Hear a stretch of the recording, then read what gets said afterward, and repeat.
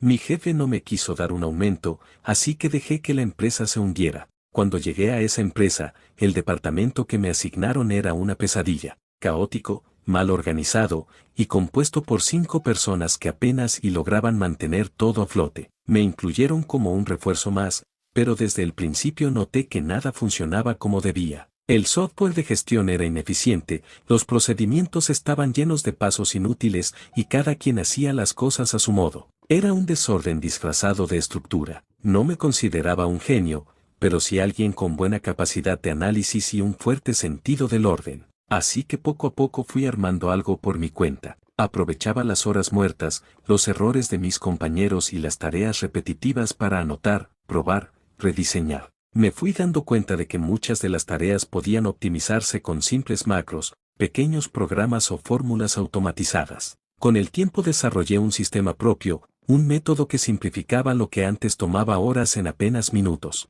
Mis resultados hablaban por sí solos. Mientras otros apenas cumplían con lo básico, yo entregaba informes detallados, detectaba errores antes de que se convirtieran en problemas y resolvía solicitudes a una velocidad que desconcertaba incluso a los jefes. Y eso fue llamando la atención. En lugar de mejorar las condiciones del equipo o replicar mi método, la dirección decidió hacer recortes. Primero se fue uno de mis compañeros, luego otro. El argumento era siempre el mismo: tú solo estás haciendo más que todos juntos. Pronto, sin que yo lo pidiera, me vi manejando todo el departamento por mi cuenta. Lo que antes hacían 6 personas, ahora recaía completamente en mí, y lo hacía bien. Al principio, con cierto orgullo, sabía que era valioso, pero el desgaste era real. Las jornadas se extendían más allá de lo razonable. Comía en mi escritorio, soñaba con gráficos, reportes y correos electrónicos. Y aún así, cuando finalmente pedí un aumento, me lo negaron. Su excusa era tan cínica como absurda: ya ganas más que el promedio del área, y como eres tan eficiente, creemos que puedes mantener el ritmo. En otras palabras, mi esfuerzo no solo no sería recompensado, sino que era la justificación para mantenerme atado a un sueldo congelado. No dije nada, no me quejé, pero algo cambió en mí ese día. Decidí dejar de sacrificarme por ellos. Ya no cubriría 6 puestos. Empecé a limitarme a hacer el trabajo correspondiente a una persona, sin errores, pero sin esfuerzo extra. En lugar de estresarme por cubrir todo, invertí el tiempo restante en otro objetivo: levantar algo propio. Tomé mi método, lo perfeccioné, lo empaqueté como un servicio de gestión externa y empecé a contactar empresas pequeñas que no podían costear un departamento completo como el que yo manejaba. Despegar fue más rápido de lo que esperaba. Supongo mi sistema era algo más que una pequeña técnica. En menos de 2 semanas ya tenía 3 clientes e igualaba lo que ganaba trabajando todo un día en solo un par de horas. Empecé a ver oportunidades donde antes no había nada. Le perdí el miedo al cambio y entonces, simplemente, renuncié.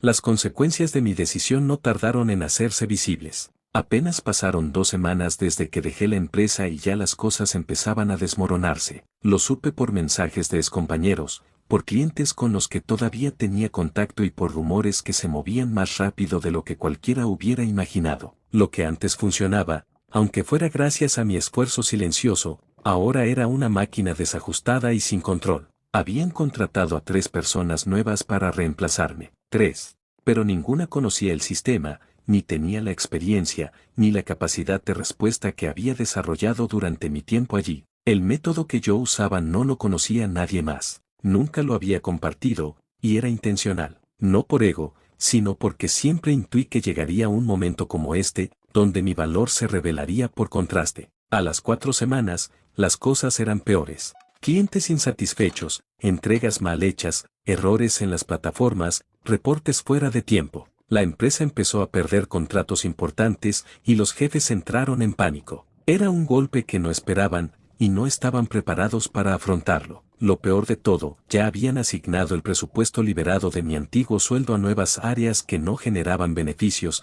así que no podían simplemente contratar más personal. Fue entonces cuando recibí el primer mensaje del jefe directo, el mismo que me negó el aumento, el que decía que yo podía mantener el ritmo. Con un tono cordial, me preguntó si podíamos hablar. Lo ignoré. Luego vino una llamada. No la contesté. Un día después, me escribió el dueño de la empresa. Quería reunirse conmigo. Personalmente, acepté, por curiosidad.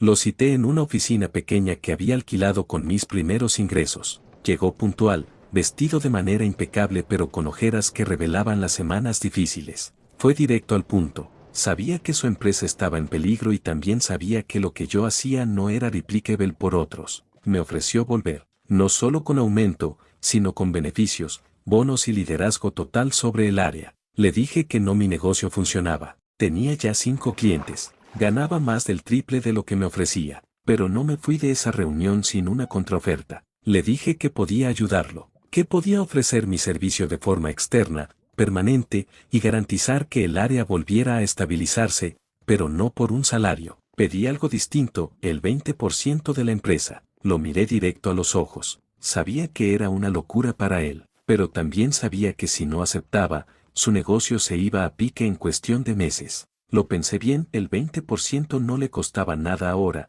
pero le salvaría toda la operación. Al principio dudó, se le notó en el rostro, se le movía la pierna, miraba hacia la ventana como buscando una salida, pero cuando entendió que no tenía otra opción real, bajó la cabeza y aceptó. El contrato se firmó una semana después. Con el contrato firmado, todo cambió. Ya no era un simple empleado, era socio. Tenía acceso a toda la información de la empresa y poder de decisión sobre muchas áreas críticas. Aunque no trabajaba internamente ni asistía a reuniones ordinarias, mi influencia era notoria. Lo primero que hice fue seleccionar cuidadosamente a una persona de mi confianza, un joven técnico al que conocí cuando apenas comenzaba con mi empresa. Lo formé en mi método durante semanas y cuando estuvo listo, lo designé para asumir las funciones que antes realizaba yo. Con la diferencia de que ahora no solo seguía un procedimiento, sino que comprendía los principios detrás de él. Su rendimiento fue sorprendente desde el inicio. Mientras tanto,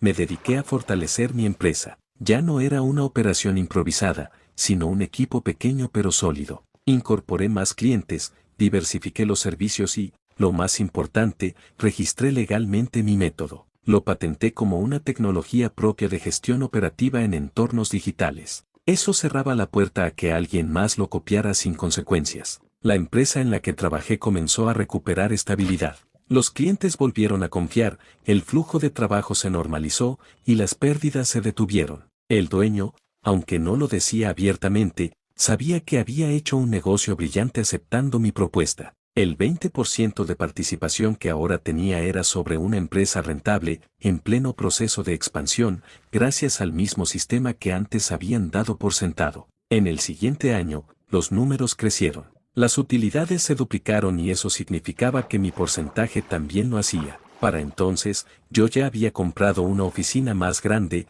contratado personal de planta y formalizado contratos con empresas que antes ni siquiera tomaban mis correos. Me encontraba en una posición privilegiada. Ganaba más que nunca, no tenía jefe, y tenía voz y voto en una empresa donde antes solo era un engranaje reemplazable. Había pasado de ser una sombra a convertirme en el arquitecto de una nueva etapa empresarial. Nunca regresé a la oficina de manera presencial. Mantuve la distancia como un recordatorio de lo que pasó. De cómo negarme a aceptar menos de lo que valía me puso en una posición impensada para muchos. Con el paso del tiempo, ambas empresas, la que me despidió y la mía, crecieron. En paralelo, pero con propósitos distintos. Mientras ellos operaban como una compañía tradicional, yo desarrollé una cultura organizacional nueva, basada en rendimiento, confianza y tecnología propia.